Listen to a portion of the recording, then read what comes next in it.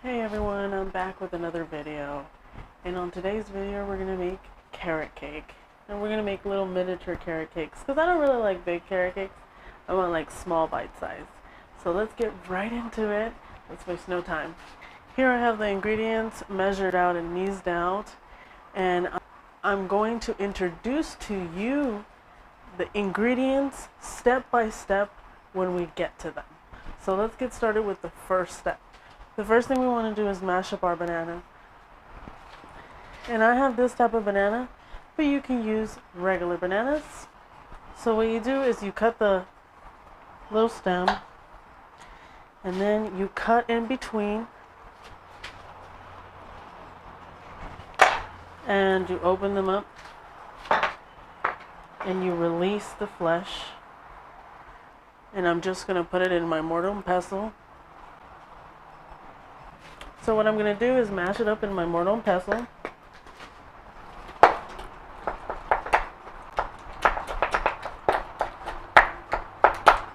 Okay, done. And then now we're just going to get our bowl. And we're going to transfer the mashed bananas into the bowl. Get a spatula to remove any of the bits that are stuck in our mortar and pestle. The next thing that we want to do is add our liquids. So I'm going to start with the juice of one orange, and there's some maple syrup in here.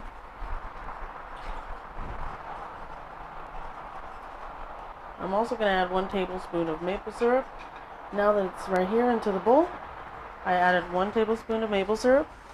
Now we want to add the zest of 2 lemons and the zest of 2 orange. Okay, we can combine that together. Now we're going to add the shredded carrot. So I like to juice a lot of carrots to make carrot juice. And the shredded carrot, I use it for compost, but I also use it for carrot cake. So this is from juicing carrots, but you can also use shredded carrots. Just make sure to drain the water and make sure that it's not too moist. The shredded fiber from the juice, from the juicing, is so dry that you can use it for this cake. So now we just combine. We want to add the spices. I'm using pumpkin spice. I also have a combination of dried fruit.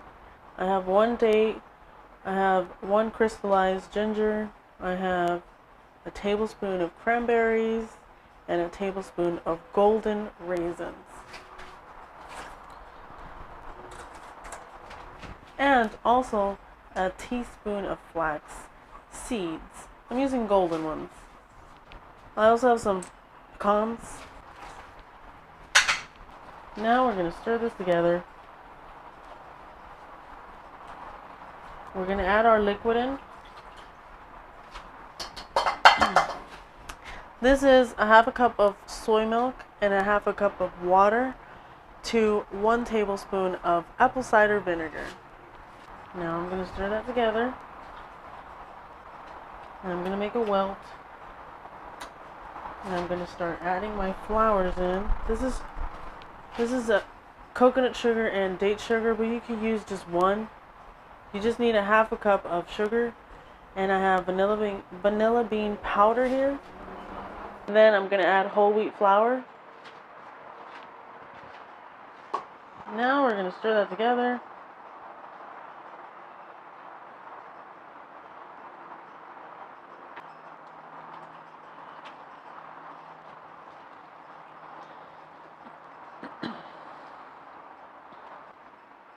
We're going to open the batter, and we'll add our last ingredients.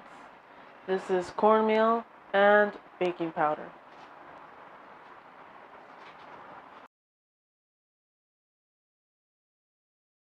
I'm going to add a little bit of water, 1 tablespoon, and a tablespoon of flax meal. I have this really special cinnamon, the unique Mexican cinnamon. It smells so good. My suegra gave me some. We're gonna add a good amount. 2½ teaspoons. So I'm gonna place my batter into the containers that I want. This is the one that I'm gonna be using. These are just non-stick, so I just put a little bit of oil. I used avocado oil, but just a touch. But other than that, they are pretty non-stick. So we're gonna add the filling.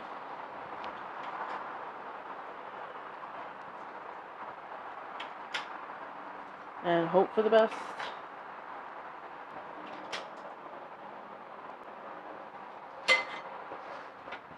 Alright, so into the oven they go for as long as they need. I think they're going to be about 40 minutes at 350 degrees. So let's put these in the oven. So I'm going to put the rest of the batter into these containers. And what I like to do is put this one in, and it'll let me know if the cake batter was successful, because it will be the first one to be done. It should be done like maybe in 10 minutes. That one usually lets me know if it was a total flop or if it's a total yes. So we're gonna do a frosting for our carrot cake, and it's just gonna be really easy. So I'm improvising for this recipe. I just really wasn't expecting this, but I do have various nuts that I had up in my dry cabinet where I stay away from. But for this recipe, I am gonna go in there. So I had these dry roasted and lightly salted almonds. I just used the whole bag, and I soaked them. And I tried my best to remove all the peels from it, but was unsuccessful because I got impatient. So if you have the patience for it, and you find yourself stuck in this type of similar situation, just know you have a lot of peels to peel. So I'm skipping it out. I don't even care if it looks white or if it looks like a little tan. Just the only thing that's going to be different is the color is going to be slightly darker, but I don't care. So I'm going to add the non-dairy milk. We're going to start with 1/3 cup. We're going to add our almonds, and we're going to add some sugar. I am using coconut and date sugar. It's basically combined together. You can use coconut sugar or date sugar, whichever one you like.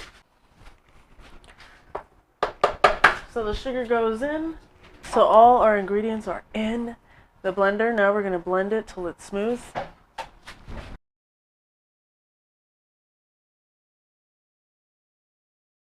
I see it's a little thick, so we're going to try to add a little bit more of the non-dairy milk to see if it could blend, because we don't want to make butter.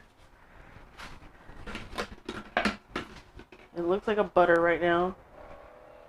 So we're going to add a little bit of non-dairy milk and start it back.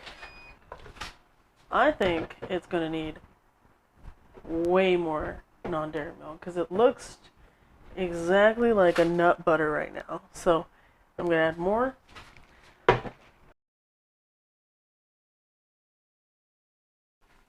Okay, so the cakes are fully cooled and our frosting is ready. So let's frost our cakes. And these are beautiful carrot cakes. They came out so delicious and magnificent. They're fluffy, they're moist, they're cakey, all the above, and sweet. And I put my frosting in a Ziploc bag, that way I can just freeze it and put it away when I'm done with it. But I am going to make a hole here. Oops, I might have done too much of a big hole. But let's see. That looks kind of cool. And you just want to frost it. And I just want to put like kind of like a turd.